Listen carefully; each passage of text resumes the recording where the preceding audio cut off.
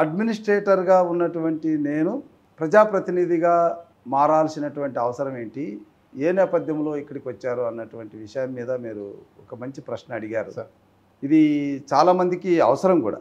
చాలామంది మిత్రులు civil servant తర్వాత రాజకీయాల్లోకి రావాలనుకున్నాం, రాజకీయాల్లోకి వచ్చిన తర్వాత వాటిలో షేన్ గాక రాణించలేక వెనక్కి వెళ్ళిపోవడం, కొంతమంది పార్టీలు పెట్టి వాటిని ముందుకు నడిపించలేకపోవడం, ఇవన్నీ కోణాల్లో చూసిన తర్వాత మరి నేను కూడా ఒక ఐఏఎస్ ఆఫీసర్గా గవర్నమెంట్ ఆఫ్ ఆంధ్రప్రదేశ్లో సీనియర్ సెక్రటరీగా రిటైర్డ్ అయిన తర్వాత రాజకీయాల్లోకి రావడం, సరే మొదటి పర్యాయంలో ఓడిపోవడం, రెండోసారి గెలవడం అనేటువంటిది జరిగి ఇప్పుడు పత్తిపాడు నియోజకవర్గానికి ఎమ్మెల్యేగా ఉండడం అన్నటువంటిది ప్రేక్షకులందరూ చూస్తున్నారు, మీరు గమనిస్తున్నారు.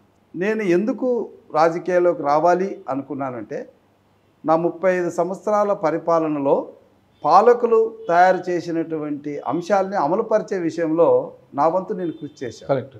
అయితే నా మనసులో ఈ సమాజాన్ని మార్చడానికి అవసరమైనటువంటి విధానాల్ని రూపొందించే విషయంలో అక్కడక్కడ కొన్ని లోపాలు ఉన్నాయి అన్నటువంటి విషయం నా దృష్టికి వచ్చినప్పుడు నేను కొన్ని సూచనలు మాత్రమే చేయగలిగాను. వాటిని సౌహృదైనటువంటి ముఖ్యమంత్రులు, ముఖ్యంగా నారా చంద్రబాబు నాయుడు గారి లేదా మంత్రిగా పనిచేసినటువంటి నారా లోకేష్ బాబు గారు కానీ వాటిని అంగీకరించి అమలుపరచడం వల్ల ఒక్క ఎగ్జాంపుల్ చెప్తాను. చాలా విషయాలు జరిగాయి. గతంలో ఎప్పుడు లేనంతగా నేను కమిషనర్ పంచాయతీరాజ్ ఉన్నాగా 25,000 కిలోమీటర్లు రన్నింగ్ కిలోమీటర్ల సిమెంట్ రోడ్లు ఈ రాష్ట్రంలో వేశాం. అదే చంద్రన్న బీమా. వివిధ రకాలుగా ఉన్నటువంటి బీమాని ఒక చోటికి తీర్చుకొని వచ్చి చనిపోయిన కుటుంబంలో ఆదుకోవడానికి ఒక 5 లక్షల రూపాయలు ఇవ్వడం అన్నది చంద్రన్న బీమా. అంటే ఇక్కడ ఒక ఆలోచనని మేము మా ప్రతినిధులకు చెప్పినప్పుడు వారు అంగీకరిస్తే అది అమల్లోకి వస్తుంది. కొన్ని ప్రతిపాదనలు మా వరకే పరిమితమైపోయాయి. అలాంటి విషయాల్లో మనమే పాలకులుగా ఎదిగితే, మనమే విధానాలు రూపొందించే వ్యవస్థలో మనం కూడా భాగస్వామ్యం అయితే ఎలా ఉంటుందన్నటువంటి ఆలోచన మీద నేను రాజకీయాల్లోకి రావడం అనేటువంటిది జరిగింది. హ్యాపీగా ఉన్నారు మళ్ళీ రాజకీయాల్లో? హ్యాపీనే. నేను మొదటి నుంచి కూడా పరిపాలనలో కూడా ప్రజలతోనే ఉన్నాను, ఇప్పుడు ప్రజలతోనే ఉన్నాను. ఓకే. అంటే ఆ రోజు కలెక్టర్గా ఒక అధికారిగా ప్రజల్లో ఉన్నారు, ఈరోజు ఒక ప్రజాప్రతినిధిగా ప్రజలతో ఉన్నారు. ఆ రోజు ప్రభుత్వం తరపున ఒక అధికారిగా ప్రజలకు సేవ చేశారు, ఈరోజు డైరెక్ట్ ప్రభుత్వంలో భాగంగా మీరు ప్రజలకు సేవ చేస్తున్నారు, అంతే కదా? అంతే. తేడా ఏంటంటే ఆ రోజు అధికారులతో చేయించాను, ఈరోజు కూడా అధికారుల యొక్క సహకారంతో చేయిస్తున్నాను.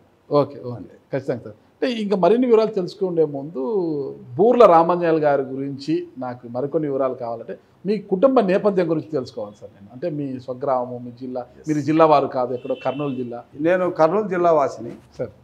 ఆలూరు మాది, ఆలూరు కర్ణాటక బార్డరు. ఓకే. ఆలూరు టౌనే. ఓకే.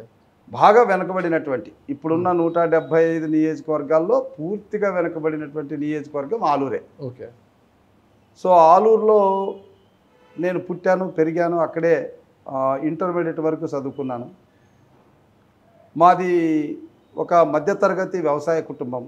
ఓకే. మరి మా తాతగారు పండ్ల నరసప్ప అని. నాన్నగారి పేరు సార్?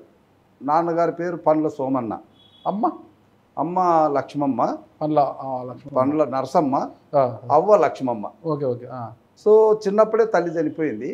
Okay okay. మరి మా నాన్నగారు రెండో భార్యను చేసుకోవాల్సిన పరిస్థితి వచ్చింది, చేసుకున్నారు. ఆ అమ్మాయి కూడా తల్లిగానే చూసింది. అంటే ఆ అమ్మమ్మ మీద ఎక్కువ ప్రేమ ఉన్నట్లుంది మీరు? అమ్మమ్మ అంటే మరి మమ్మల్ని పెంచి పెద్ద చేసింది. అంటే తల్లి గారి పేరు అన్నప్పుడు ఫస్ట్ అమ్మమ్మ పేరు చెప్పారు మీరు, మళ్ళా నాలుగు గంటకి అమ్మ పేరు మళ్ళా చెప్పారు. అంటే అర్థమవుతుంది అనమాట, ఆ పెంచిన ప్రేమ కనిపిస్తుంది మీలో. తల్లి ఆమెగానే, అంటే చిన్నప్పుడే చనిపోతే మా అవ్వే తల్లిగా అది కనిపిస్తుంది, ఆ పేరు ఇంకా ఇప్పటికీ వస్తుంది. మేము కొద్దిగా ఎదిగిన తర్వాత మా అమ్మ వచ్చింది నరసమ్మ. సో ఆమె కూడా మమ్మల్ని పిల్లలని సొంత బిడ్డల్లాగానే చూసుకున్నది. ఆమెకు ఎంతమంది పిల్లలు? ఆమెకు ఒక అబ్బాయి, 3 అమ్మాయిలు. మీ అమ్మగారికి? మా అమ్మకు 2 అబ్బాయిలే, నేను, మా తమ్ముడు త్యాగరాజ్ అని. మా అమ్మకు పవన్ కుమార్ అని, ఇంకా లక్ష్మి అని, మరి శాంతి, రాజేశ్వరి అని 3 ఆడపిల్లలు. కానీ ఇక్కడ నేను ఒకటి అప్రిషియేట్ చేస్తున్నా, అమ్మను కూడా అంటే పిన్నమ్మ అంటారు ఎవరైనా కూడా, రెండవ భార్య అయితే నాన్నగా మీరు మా అమ్మకు కూడా అంటున్నారంటే అది కొద్దిగా మీ గొప్ప సహృదయం. అంటే ఆమె ఎప్పుడు ఆ ఆలోచన లేదు. అది అర్థమవుతుంది. ఆమె కూడా అమ్మాయి. ఇప్పుడు కూడా మా పిల్లలు కూడా మా పిన్నమ్మ పిల్లలు అన్నటువంటి ఫీలింగ్ ఏం లేదు. ఇప్పటికీ ఆ పిల్లల పెళ్ళిళ్ళు నేనే చేశాను. ఇప్పటికీ వాళ్ళు నన్ను సొంత అన్నగానే చూస్తారు. తేడాలు ఏమి లేవు. సొంత అన్నలే ఒకటే రక్తం కదా, అంతే. తల్లి గర్భం వేరు కావచ్చు కానీ తండ్రి ఒకరే కదా, సొంత అన్ననే, మీరు బయట ఏం కాదు. సో మధ్యలో మా నాన్నగారు చనిపోవడం యాక్సిడెంట్లో, కుటుంబ పెద్దగా నేను ఉండడం. నాన్నగారు ఏం చేసేవారు? టీచర్గా ఉండేవారు. Teacher, okay. అదే ఆ డిసిప్లైన్ అప్పుడే అర్థం అవుతుంది. టీచర్గా ఉండేవారు. ఒక యాక్సిడెంట్లో చనిపోయారు. ఎలా జరిగింది యాక్సిడెంట్? ఆయన సైకిల్ మీద నుంచి వస్తున్నారు, వెనక ట్రక్ వచ్చి కొట్టింది, చనిపోయాడు. చనిపోతే మరి అప్పుడు ఇంకా పెద్ద కొడుకుగా నేనే ఆ ఇంటికి పూర్తిగా కుటుంబ బాధ్యత తెలిసింది. అప్పటి నుంచి మా తమ్ముడు పిల్లలు 5 మంది పిల్లలు అయితే 5 మందిని చదివించాం, వాళ్ళకి పెళ్ళిళ్ళు చేశాం. సో రెండో మా అమ్మకు సంబంధించిన పిల్లలు అందరినీ కూడా చదివించి ఉద్యోగాలు, వాళ్ళకి పెళ్ళిళ్ళు అన్నీ కూడా స్థిరపడిపోయారు. ఆలూరులో ఇంటర్మీడియట్ వరకు చదివారు మీరు? ఇంటర్మీడియట్ చదివి. డిగ్రీ ఎక్కడ చేశారు? అనంతపూర్లో చేసి. అనంతపురం ఆర్ట్స్ కాలేజా? Arts college. Okay, super. Aluru to Anantapuram చాలా దూరంగా హాస్టల్లో ఉండేవాళ్ళ?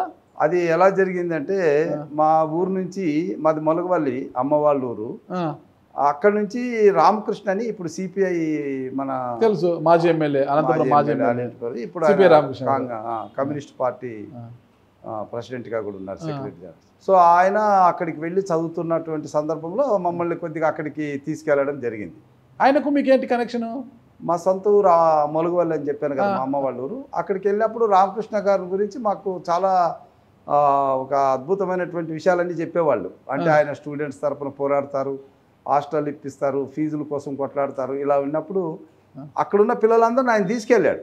రామకృష్ణ గారు మీకన్నా వయసు పెద్దవారా? ఒక్క 1 year అట్లుంటుంది అంతే. తీసుకెళ్ళారు. తీసుకెళ్ళి అక్కడ మాకు మేనేజ్మెంట్ హాస్టల్లో మాకు ఇబ్బంది అవుతుందని చెప్పి సోషల్ వెల్ఫేర్ హాస్టల్లో మేము చేరాము. సో అక్కడ మాకు స్కాలర్షిప్లు ఇప్పడం కానీ భోజనాలు ఏర్పాటు చేయడంలో ఆయన మాకు సహకరించారు. ఓకే. మరి ఆర్ట్స్ కాలేజ్ ఏ గ్రూప్ చదివారు డిగ్రీ మీరు? నేను బీకామ్ చేశాను. బీకామ్. తర్వాత పీజీ చేశారా? తర్వాత ఎంకామ్ చేశాను కృష్ణదేవరాయ యూనివర్సిటీలో, క్యాంపస్లో. తర్వాత ఎంఫిల్ చేశాను, తర్వాత పిహెచ్డి చేశాను. ఓకే. అదే డాక్టర్ బూర్ల రామనేలు గారు. సారీ అండి, ఎమ్మెల్యే డాక్టర్ బూర్ల రామనేలు గారు. ఓకేనా, రామనేలు గారు ఐఏఎస్ ఉంది మళ్ళా. ఓకే. సో అలాగా పిహెచ్డి తర్వాత మరి కొన్ని రోజుల పాటు లెక్చరర్గా పనిచేశాను. ఎక్కడ చేశారు? పాండ్యం చేశాను. పాండ్యంలో పాండ్యం ఉంది. ఆలూరు అక్కడ, పాండ్యం ఇక్కడ. కరెక్టే. మరి అప్పుడు అక్కడ నంద్యాల దగ్గర హైవే దాటుకొని అవతల పోవాలా? జస్ట్ సో అక్కడ ఒక 5 years లెక్చరర్ చేసిన తర్వాత గ్రూప్ 1 సర్వీస్లో డెప్యూటీ కలెక్టర్ అయ్యి గ్రూప్ 1 సర్వీస్లో అంటే ఇంతకుముందు లక్ష్మీకాంతం గారు వీళ్ళంతా పనిచేశారు కదా, సత్యనారాయణ గారు మా జూనియర్స్ వాళ్ళందరూ. మీ జూనియర్స్ వాళ్ళంతా గ్రూప్ 1 ఆఫీసర్లే. సత్యనారాయణ గారు, లక్ష్మీకాంతం గారు మా జూనియర్స్, మా తర్వాత బ్యాచ్. మీ తర్వాత బ్యాచ్ గ్రూప్ 1 ఆఫీసర్గా 85 బ్యాచ్. ఎన్నో ర్యాంక్ వచ్చింది సార్ మీరు అప్పట్లో? నాకు ర్యాంక్ అంటే 13వ ర్యాంక్ అట్లా వచ్చింది. డెప్యూటీ కలెక్టర్ వచ్చింది నాకు. ఓకే, ఇంకా 13 ర్యాంక్ అంటే వస్తుంది. అంటే నాకు ఒకటి అర్థం కాదు సార్, లెక్చరర్గా పనిచేస్తున్నారు కదా, అంటే సివిల్ సర్వెంట్ కావాలి అనేసి సర్వీస్ కమిషన్ ఎగ్జామ్స్ రాయాలి, సివిల్ సర్వెంట్ కావాలని ఒక లక్ష్యంతో పెట్టుకున్నారు, లేదంటే మామూలుగా సరదాగా రాశారా? లేదు, అది ఒక లక్ష్యంతోనే. ఎందుకంటే నన్ను మా నాన్నగారు టీచర్ అయినప్పటికీ మరి ఆయన దురదృష్టవశాత్తు యాక్సిడెంట్ కావడంతో ఇల్లిటరేట్ అయినటువంటి మా తాతగారే మమ్మల్ని పెంచారు. మా చదువుల విషయంలో కానీ, ఏం చదవాలి అన్నటువంటి విషయంలో కానీ ఆయనకు ఒక కాన్సెప్ట్ ఉంది. ఆయన చదవకపోయినా పిల్లలు చదివించాలి అనేటువంటి కాన్సెప్ట్. సరే, నేను లెక్చరర్ అయినప్పుడు నేనేదో చాలా గర్వంగా ఫీల్ అయ్యా, నేను లెక్చరర్ కదా అని. ఏ సబ్జెక్ట్ చెప్పేవారు? కామర్సే. ఓకే. మా తాతగారు ఒక సందర్భంలో ఎవరో ఒకరు అడుగుతుంటే ఏం చేస్తాడు మీ మనవడు అంటే, వాళ్ళ నాయన చిన్న టీచరు, ఇటు పెద్ద టీచరు అన్నాడు. అంటే కొద్దిగా నిర్లిప్తంగా మాట్లాడాడు. అప్పుడు నేను అడిగా, ఏం తాత నీకు నేను చేసే ఉద్యోగం నీకు నచ్చలేదంటే, ఏమన్నప్ప నాకైతే నచ్చలేదు, నువ్వు ఏదన్నా ఇవ్వాలనుకుంటే జిల్లేదారు కావాలి అన్నాడు. జిల్లేదార్ అంటే ఆయన దృష్టిలో తహసీల్దార్. Okay okay okay. అది ఎందుకు జరిగింది అని నేను కొద్దిగా లోతుగా అడిగా. అప్పట్లో ఆర్ఐలు వచ్చేటప్పుడు ఊర్లో డప్పులు వాటితో వాళ్ళని ఊరేగించి తెచ్చేవాళ్ళు. ఓకే. అంత విలువ ఉండేది రెవెన్యూ వ్యవస్థకి. అవును. సో ఆ నేపథ్యంలో ఇట్లా అధికారులు అయితే బాగుంటుంది అనేటువంటి ఆలోచన తన ఆయనలో మనవని పడింది. కూడా ఇట్లా డప్పులతో ఆయుధాలతో తీసుకొస్తారు. సో అట్లా ఆయన కోరాడు. సో ఆయన కోరికను నెరవేర్చాలనే ఉద్దేశంతో పెళ్ళి అయిన తర్వాత 3 పిల్లలు అయిన తర్వాత ఓకే. నా భార్య స్టాఫ్ నర్సు. ఎక్కడ చేస్తున్నారు? అమ్మాయి ఇప్పుడు వాలంటీర్ రిటైర్మెంట్ తీసుకున్నది. ఆ, సో ఆ అమ్మాయి పిల్లలు చూసుకుంటుంటూ మరి ఉద్యోగరీత్యా ఉన్నా నేను యూనివర్సిటీలకు వెళ్ళి ఒక 2 ఏళ్ళు ఘోర తపస్సు, టెక్స్ట్ బుక్లన్నీ తిరిగేసి మొత్తం ప్రిపేర్ అయ్యి ఎగ్జామ్ రాసి I got through the exams. Okay. First అటెంప్టేనా? First attempt first attempt. Great sir. Pass అయ్యాను. పాస్ అయిన తర్వాత వాళ్ళ కోరిక నెరవేర్చాను. ఓకే. మా మా తాత ఎంఆర్ఓ కాస్త డిప్యూటీ తహసీల్దార్, అదే ఆర్డీఓ అయిపోయారు. చూశారు. ఓకే. గ్రూప్ 1 సర్వీస్ నుంచి. మా తాత కళ్ళల్లో ఆనందాన్ని చూసిన తర్వాత నాకు నా లైఫ్కి ఇది చాలు అనుకున్నా. సంతానం ఎవరు సార్? నాకు 3 ఆడపిల్లలే. 3 ఆడపిల్లలే. ఓకే. అదృష్టవంతులు. అమ్మాయి దేవి ప్రియ అని అమ్మాయి ఎండిఎస్ చేసింది.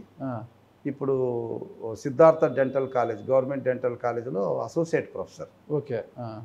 రెండో అమ్మాయి వచ్చేసి ఐఐఎం కొచ్చి చేసింది మేనేజ్మెంట్లో. అమ్మాయి ఇప్పుడు టిప్సా కంపెనీలో స్టేట్ మేనేజర్. ఓకే. మూడో అమ్మాయి మెడికల్ డాక్టరు, చంద్రగిరిలో పనిచేస్తుంది. అంతా సరస్వతి పుత్రులే సార్. అంతా సరస్వతి. మా పిల్లలే కాదు, మా తమ్ముని పిల్లలు, మరి మా పిల్లలు, మా తమ్ముళ్ళు అందరూ కూడా, మా ఇంట్లో అందరూ కూడా చదువుకున్న వాళ్ళే. మా అల్లుళ్ళు కూడా, పెద్ద అల్లుడు రాజేష్ ఎమ్మెల్యేగా చేశాడు రాజశేఖర రెడ్డి గారి టైంలో.